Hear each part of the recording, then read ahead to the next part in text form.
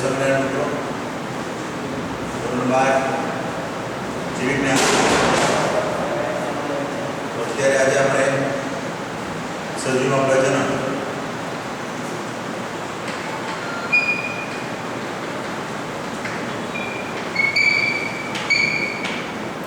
આ પ્રકરણ વિશે આજે આપણે જોઈશું.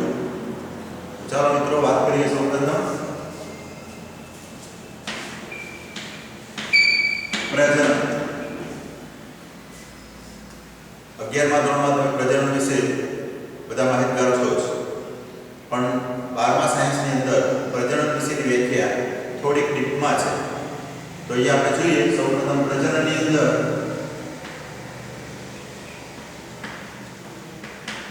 જીવનકાળ. તો મિત્રો જીવનકાળ એટલે શું? તો કોઈ સજીવ જન્મે અને મૃત્યુ પામે ત્યાં સુધીનો સમયગાળો એટલે જીવનકાળ.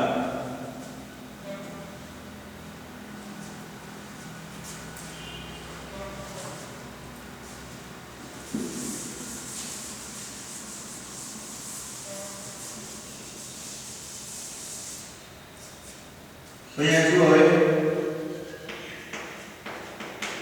જીવનકાળ. પ્રત્યેક સજીવ નો જીવનકાળ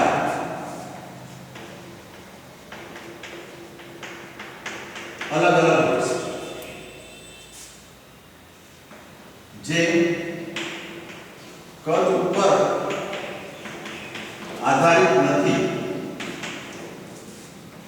કદ ઉપર આધારિત નથી મતલબ થાય કદ સરખા હોય તો પણ જીવનકાળ અલગ અલગ હોય. આના ઉદાહરણ તરીકે આપણે જોઈએ. એકાદ માર્ક્સમાં પૂછાય પોપટ અને કાગડો.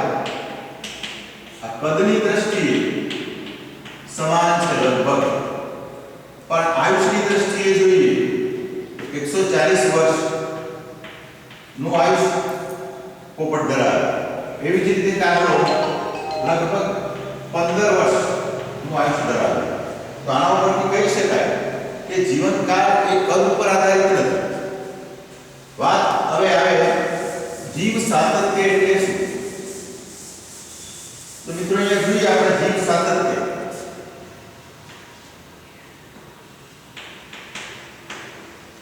यानी कि प्रजनन. અહીંયા મિત્રો ધ્યાન આપશો. જીવ સાતત્યનો મતલબ થાય પ્રજનન. એક્ઝામમાં પ્રજનનની વ્યાખ્યા પૂછે કે જીવ સાતત્યની, તો પણ તમારે જવાબ એનો એ જ આપવાનો રહેશે. તો જીવ સાતત્ય અથવા પ્રજનન એટલે શું? તો આપણે જાણીએ છીએ પ્રત્યેક સજીવ જન્મે મૃત્યુ પામે ત્યાં સુધીનો સમયગાળો જીવનકાળ કહેવાય. તો જીવ સાતત્ય એટલે શું? પ્રત્યેક સજીવ પોતાનો વંશવેલો ટકાવી રાખવા માટે પોતાના જેવો જ બીજો સજીવ ઉત્પન્ન કરવાની ક્રિયાને જીવ સાતત્ય અથવા પ્રજનન તરીકે ઓળખવામાં આવે છે. તો અહીંયા આપણે જોઈએ પ્રત્યેક સજીવ જન્મે છે એ અવસ્થાની બાલ્ય અવસ્થા છે. ત્યાંથી એ પુખ્ત બને ત્યારે પ્રજનનની ક્રિયા કરે. પ્રજનનની ક્રિયા થાય એટલે નવો સજીવ બને. તો એ જન્મે છે, પુખ્ત બને, પ્રજનન કરે અને એ મૃત્યુ પામે ત્યાં સુધી એ ના જેવો બીજો સજીવ ઉત્પન્ન કરે છે. યાને કે પોતાનો વંશવેલો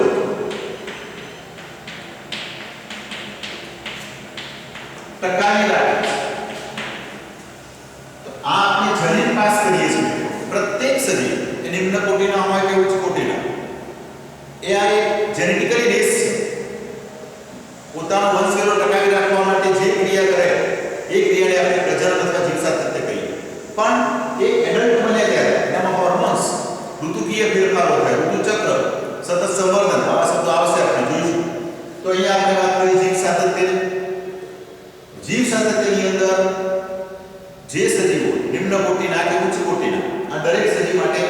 પ્રોસિજર સરખી જ છે કે મૃત્યુ પામે ત્યાં સુધી પોતાના જેવો જ બીજો સજીવ ઉત્પન્ન કરવાની ક્રિયાને જીવ સાતત્ય અથવા પ્રજનન તરીકે ઓળખવામાં આવે છે. અહીંયા આપણે પ્રજનનની વાત કરી રહ્યા છીએ આ ચેપ્ટરની અંદર. તો અહીંયા આપણે જોઈએ સૌપ્રથમ પ્રજનન પદ્ધતિ. તો પ્રજનન પદ્ધતિઓ મિત્રો બે છે.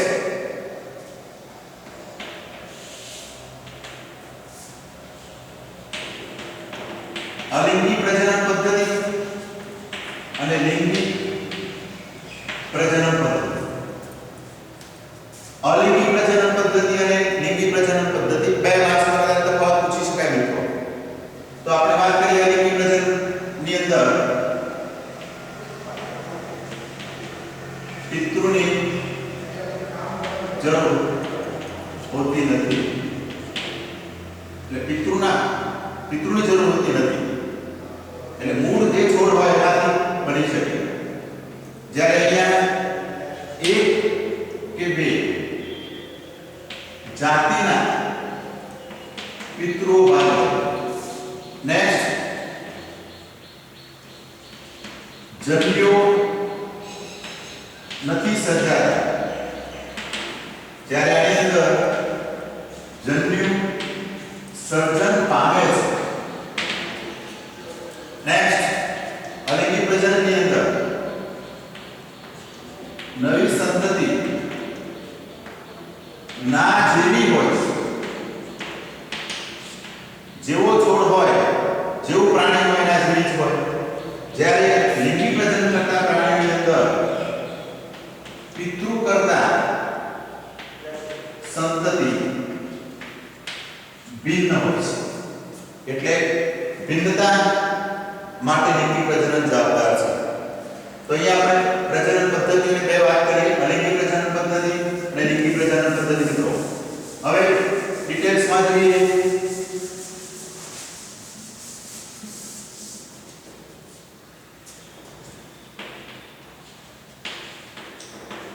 અલિંગી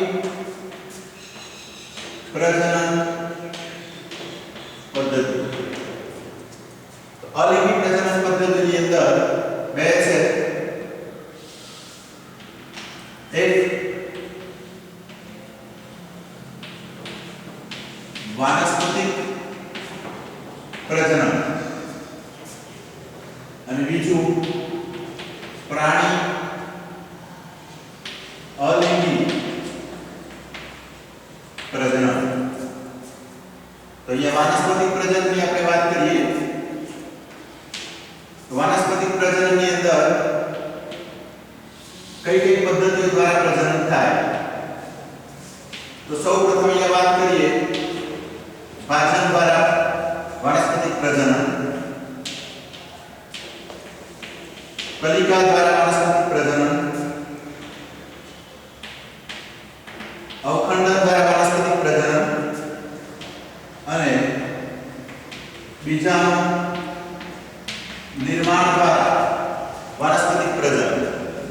તો પાચન અવસ્થાની અંદર આપણે વાત કરીએ ઉદાહરણમાં બેક્ટેરિયા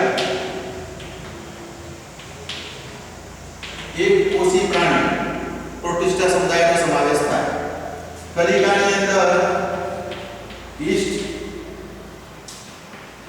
અને લીલનો સમાવેશ થાય. અવખંડન આની અંદર સ્પાઇરોગાયરા, નોસ્ટોક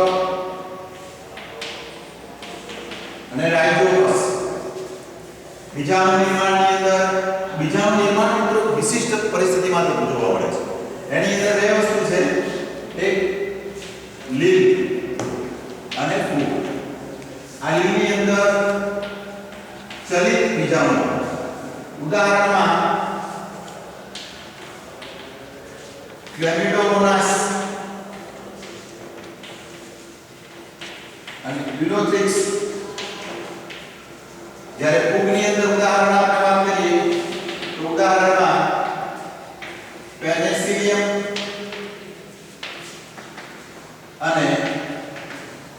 એસ્પર્જિનસ.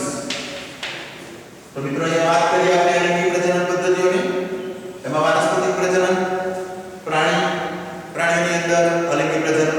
તો અહીંયા આપણે વાત કરીએ છીએ અત્યારે વાનસ્પતિક પ્રજનન. તો એમાં ભાજન દ્વારા વાનસ્પતિક પ્રજનન, કલિકા દ્વારા વાનસ્પતિક પ્રજનન, અવખંડન દ્વારા વાનસ્પતિક પ્રજનન અને બીજાણુ નિર્માણ દ્વારા વાનસ્પતિક પ્રજનન.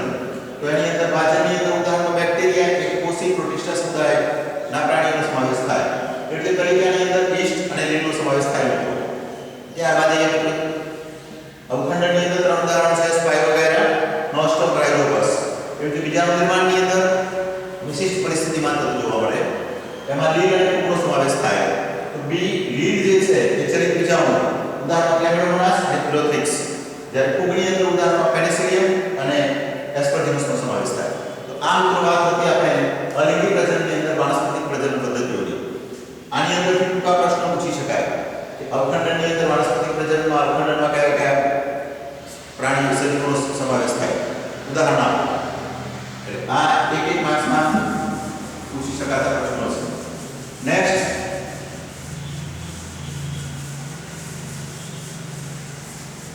વાત કરીએ આપણે પ્રાણીઓની અંદર અલિંગી પ્રજનન પદ્ધતિ. તો પ્રાણીની અંદર પણ ભાજન દ્વારા અલિંગી પ્રજનન અને કલિકા દ્વારા ભાજનની અંદર બે ટાઈપ પડશે: દ્વિભાજન અને બહુભાજન.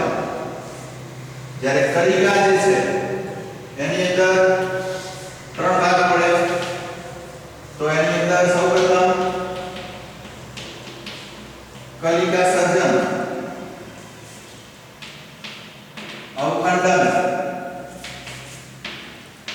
અને બીજાણુ સર્જન.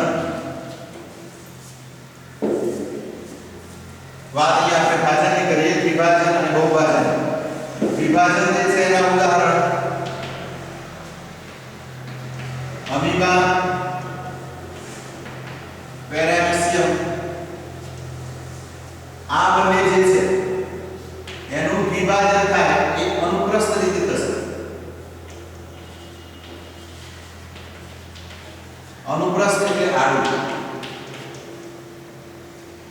ત્યારબાદ આયામ વિભાજન. આયામની અંદર ઉદાહરણમાં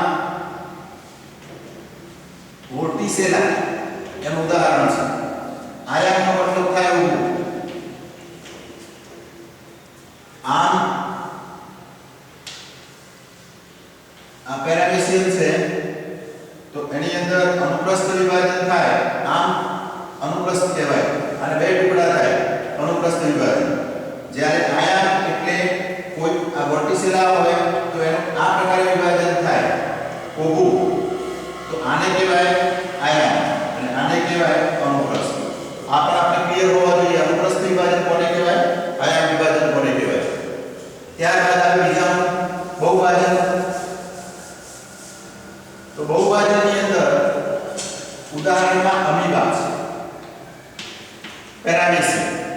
તો આની અંદર શું થાય, તો બહુભાજનની અંદર અમીબા એના ખોટા પગ છે.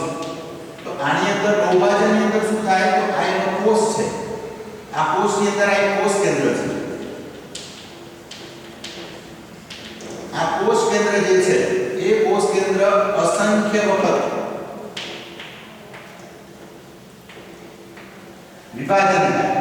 એટલે આ અસંખ્ય વિભાજન થાય પણ કેવું, અસમ, સરખું નહીં. એટલે નાના મોટા કોષ કેન્દ્રો બનતા જાય. અસમ વિભાજન થયું કોષ કેન્દ્રો. આ બધા જે બને કોષ કેન્દ્રો છે. હવે પ્રત્યેક કોષ કેન્દ્રની આજુબાજુ અહીંયા કોષ રસ એકઠો થતો જાય, જીવરસ એકઠો થતો જાય. અને આ કોષ પ્રત્યેક કોષ કેન્દ્ર જે છે, પ્રત્યેક એ કોષ કેન્દ્રની અંદરથી નવી અમીબાનું સર્જન થાય. તો આપણે એને કહેવાય બહુભાજન. કેન્દ્ર હતું એ કોષ કેન્દ્ર અસંખ્ય રીતે અસમવિભાજન થાય એટલે એકમાંથી અનેક કોષ કેન્દ્રોનું નિર્માણ થાય નાના મોટા. ત્યારબાદ પ્રત્યેક કોષ કેન્દ્રની આજુબાજુ જીવરસ એકઠો થતો જાય અને પ્રત્યેક કોષ કેન્દ્રમાંથી નવી અમીબાનું નિર્માણ થાય. આને કહેવાય બહુભાજન. તો અહીંયા ભાજન અવસ્થાની અંદર દ્વિભાજન અને બહુભાજન. દ્વિભાજનમાં આપણે ઉદાહરણ જોયા અમીબા પેરામીશિયમ આ અનુપ્રસ્થ વિભાજન, જ્યારે વર્ટિસેલા એપ્લિકાની અંદર આયન વિભાજન. બહુભાજનની અંદર અમીબા અને કોષ કેન્દ્ર અસમ રીતે અસંખ્ય વખત વિભાજન થઈ નાના મોટા કોષ કેન્દ્રોનું નિર્માણ કરે. પ્રત્યેક કોષ કેન્દ્રની